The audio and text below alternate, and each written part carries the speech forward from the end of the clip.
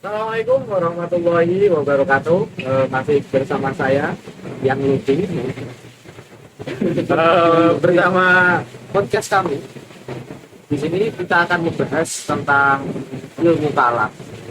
Jadi saya tidak sendiri tapi ditemani dengan teman-teman legend saya. Sebelah saya ada Mas Aljino, dada-dada ke kamera. Kalau nggak kuat angkat tangan. Kemudian ada juga Mas Lutfi. Di sini nanti kita akan membahas tentang sejarah ilmu kalam.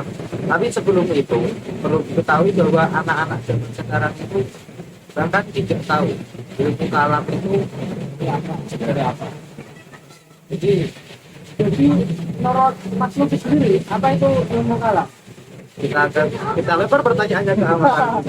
Ya, ilmu kalam adalah ilmu salah satu cabang ilmu yang ada di dalam agama Islam yang menjadi pokok dasar ajaran agama Islam. Ilmu kalam dibagi menjadi tiga, ilmu aqaid, ilmu usuluddin, terus ilmu tauhid. Itu sebenarnya itu tidak dibagi ya. Nah, jadi ilmu kalam ini memang membahas ke dasar-dasar Islam. Ada membahas tentang akidah, kemudian tauhid, kemudian yang terakhirnya usuluddin. Jadi kan sama-sama membahas tentang dasar-dasar agama. Jadi intinya itu kayak nama lain dari ilmu kalam sendiri. Jadi ilmu kalam itu memang membahas tentang dasar-dasar dari agama, hal yang pokok seperti bertauhid, berakidah itu dibahas dalam ilmu kalam. Nah, ilmu kalam sendiri itu ada banyak aliran dalam ilmu kalam. Kalau kita masyarakat Indonesia terutama itu menganut aliran yang ahli sunnah wal jamaah. Tapi dalam sejarahnya itu ada banyak sekali aliran. Yang pertama ada aliran Khawarij, kemudian Murji'ah, ada Mu'tazilah, kemudian ada Qadariyah dan Jabariyah gitu. Nah, aliran yang kita anut atau aliran wal jamaah itu sendiri itu pun dimulai dari aliran Asy'ariyah. Kalau sejarahnya sendiri itu bagaimana, Mas? Kok bisa sampai banyak seperti itu? Nah, kalau untuk sejarah ilmu kalamnya sendiri, kita mulai dari sebenarnya ada dua faktor yang mempengaruhi kenapa kok kita dalam bertauhid, dalam berkalam itu kok banyak sekali perbedaan. Dan yang pertama ada faktor internal dan juga yang kedua nanti yang menyebabkan perkembangan ilmu kalam itu nanti itu ada faktor eksternal. Yang faktor internal itu dari dalam tubuh Islam sendiri. Contoh ya, ini untuk aliran Jabariyah dan Qadariyah itu ada ayat-ayat yang menjelaskan bahwa seakan-akan kita itu sebagai manusia nggak bisa menentukan takdir kita sendiri. Tapi ada juga ayat-ayat yang kebalikannya. Kemudian perbedaan tafsir-tafsir dalam Al-Quran itu yang menyebabkan adanya atau lahirnya ilmu kalam itu sendiri.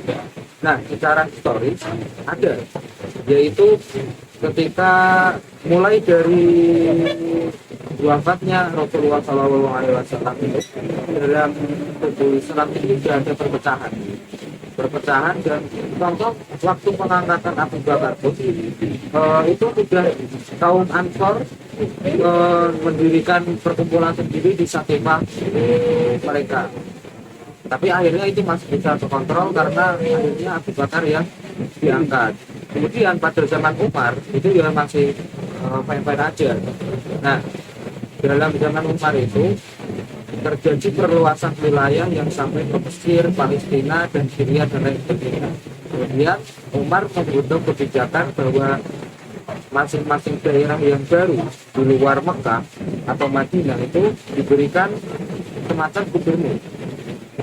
Jadi total pada zaman Umar itu ada 8 gubernur di masing-masing wilayah. Mungkin wilayah. Ini masih panjang untuk ilmu kalam. Kita mulai dari konflik di masa Khulafaur Rasyidin. Kemudian pada saat kepemimpinan Utsman ada sebagian gubernur yang diganti oleh Utsman. diganti karena menurut Utsman itu tidak kompeten. Diganti contohnya Al-Mughirah itu diganti oleh Sa'ad bin Abi Waqqas, yang notabene Sa'ad bin Abi Waqqas itu adalah saudara atau kerabatnya Utsman sendiri. Nah, konflik itu memanjang sampai terjadi peristiwa fitnah Jadrol. Itu berawal dari Khalifah Utsman Siddiq. ya Khalifah Utsman Siddiq itu kan gara-gara dinilai tidak adil karena salah satu faktornya karena dia mengangkat gubernur dari golongan kerabatnya saudara-saudara. Itu faktor yang pertama itu. Kemudian pada zaman Ali, ketika apalagi Utsman dibunuh itu, ketika Utsman dibunuh itu ada beberapa kelompok. Yang pertama yang mendesak untuk segera dipilihnya Khalifah yang baru. Kemudian golongan yang kedua adalah golongan yang meminta Utsman, kasus pembunuhan Utsman itu diselesaikan terlebih dahulu. Nah, saat itu satu-satunya yang bisa untuk diangkat menjadi khalifah adalah Ali bin Abi Thalib. Kemudian Ali bin Abi Thalib itu bersedia, singkat cerita dia bersedia untuk menjadi khalifah. Nah, Muawiyah bin Abi Sufyan yang pada saat itu menjadi gubernur Syria itu tetapinya tidak mau membayar Ali, bukan karena alasan apa-apa, hanya ingin menuntut untuk penyelesaian kasus pembunuhan Utsman terlebih dahulu sebelum pembayatan Ali. Kemudian karena kalau kita ngomong cikal bakal itu sudah ada golongan Khawarij, itu sudah ada yang istilahnya kompor-kompor itu sudah ada, namanya Abdullah bin Sabah. Itu sudah ada yang golongan kompor-kompor yang mereka. Kemudian setelah itu karena antara Kufah yang menjadi pusat Islam saat itu dengan Syria itu kan dan mulai naik WA.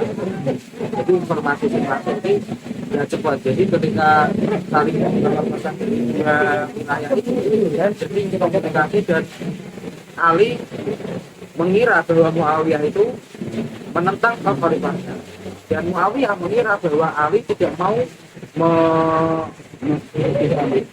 itu yang pembunuhan Utsman tidak mau menyelesaikan pembunuhan Utsman terlebih dahulu.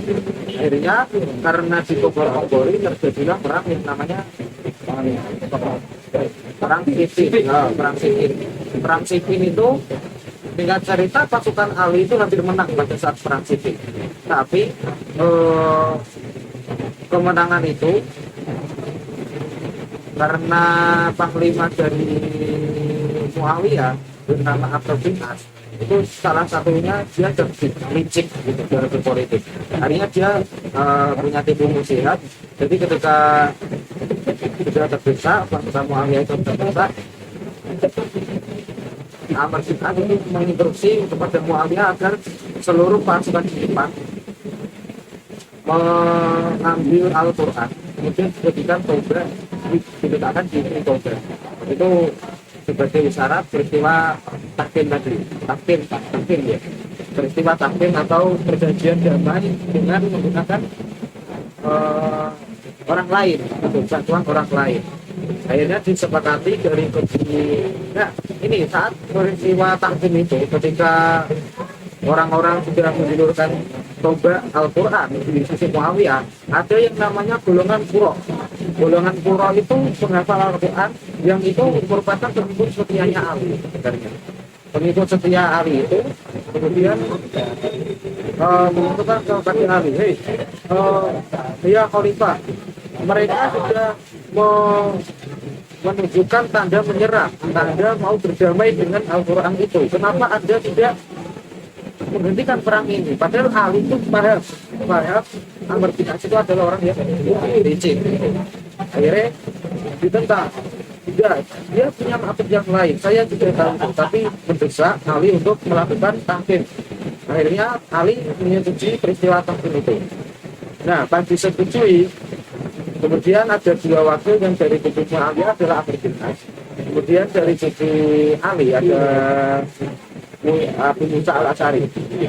Saat itu singkat cerita ada yang mengatakan Abu Musa al-Asy'ari dicelabui, ada yang mengatakan tidak, tapi pada saat itu kesepakatan tahkim yang pertama itu sama-sama melengsarkan Ali dari khalifah dan melengsarkan Muawiyah juga dari kekhalifahan yang dia klaim. Sebenarnya itu.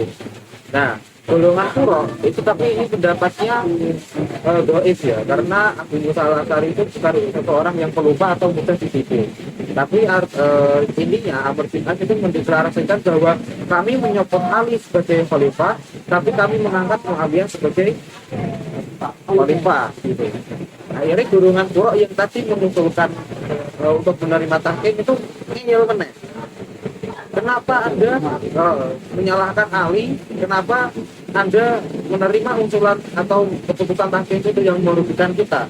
Kan kayak ya mau sing ngekon sopo, saya ini bantah di sopo gitu kan. Ali kan seperti itu.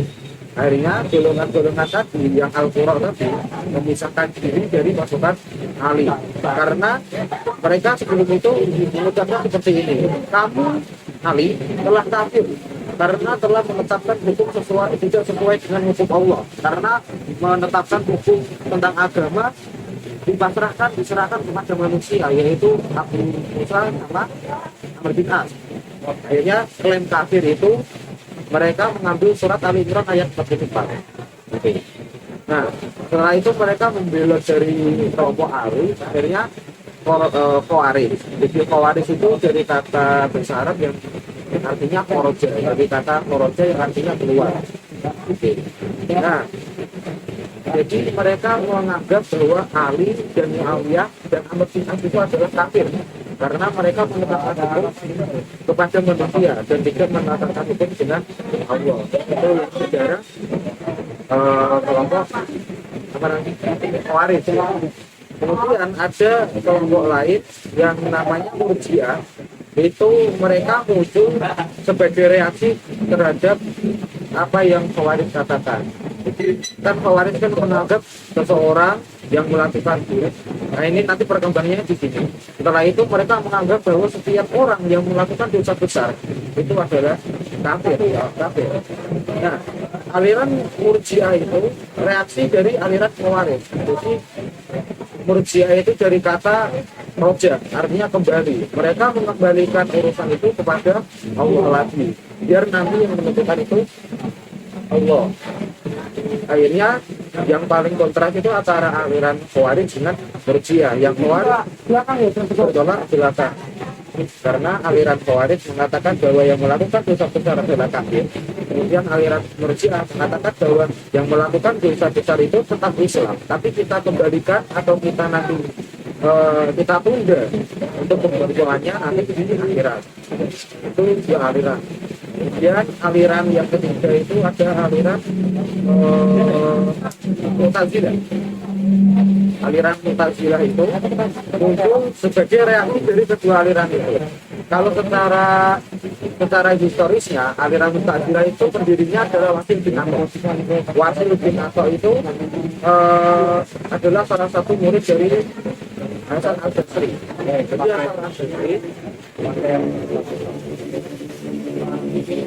Jadi Hasan al-Basri itu ketika sedang ngaji sama Wasil bin Atha itu, Wasil menanyakan tentang hukum dosa besar itu kan, dan karena tidak sependapat dengan gurunya, dia menyingkir atau mengasihkan diri dari pengajian itu.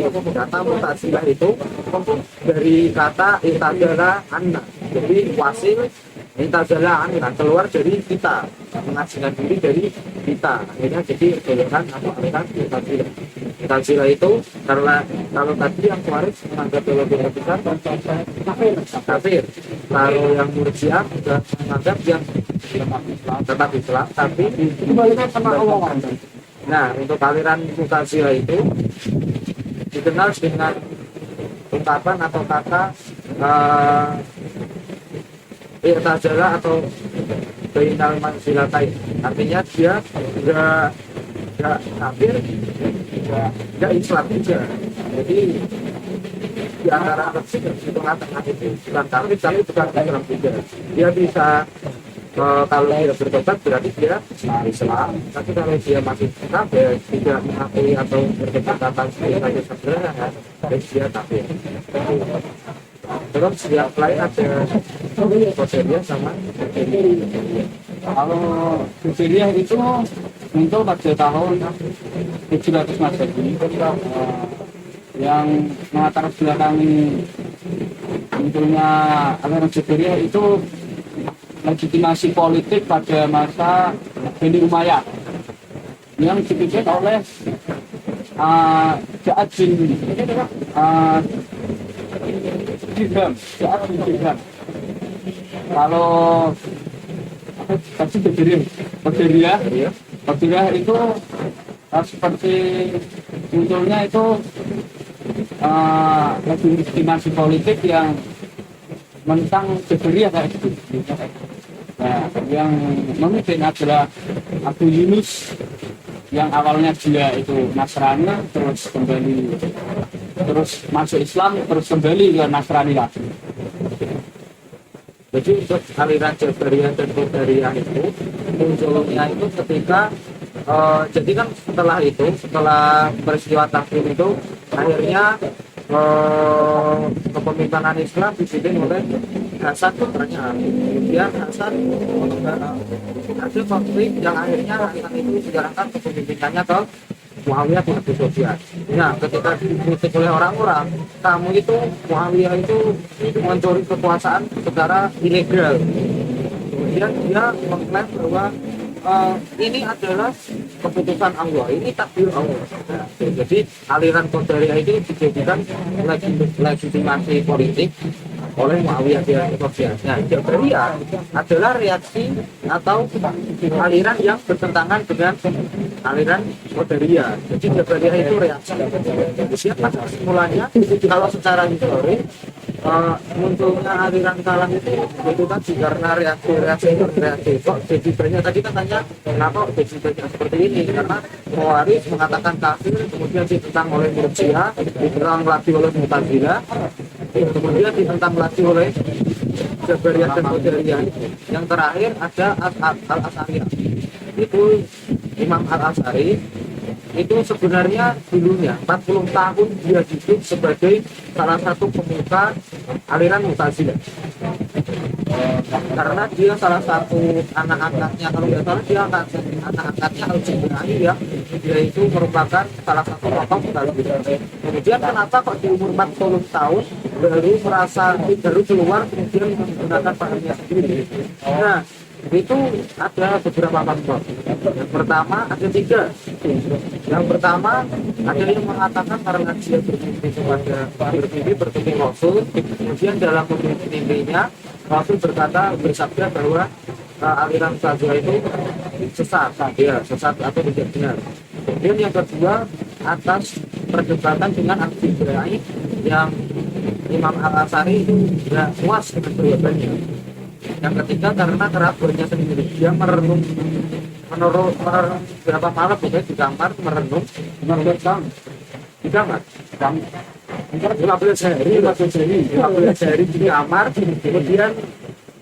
Kemudian Mu'tazilah itu aliran yang tidak benar karena salah satu alirannya mengatakan bahwa Al-Quran itu adalah makhluk bukan kalam Allah. Nah, kalau perkembangannya nanti aliran Al-As'ariyah itu tadi sampai ke zamannya Al-Ghazali. Al-Ghazali semakin kesini semakin disempurnakan, akhirnya jadi Ahlussunnah wal Jamaah. Kalau ditanya faktor eksternalnya apa? Faktor eksternal karena perluasan wilayah Islam pada saat itu semakin semakin banyak. Jadi aliran-aliran kita yang pemikiran kalam itu kan yang pada landasannya hanya berhubungan akidah dan tauhid atau hanya dosa-dosa besar, akhirnya menuju ke ilmu teologi karena bercampur dengan filsuf dari karena kita menaklukkan negara-negara. Sekian podcast yang sangat bermanfaat dari kami. Saya dan teman-teman saya yang sangat giat ini, proses Pamit undur diri, kurang lebihnya mohon maaf. Wassalamualaikum warahmatullahi wabarakatuh. Waalaikumsalam warahmatullahi wabarakatuh.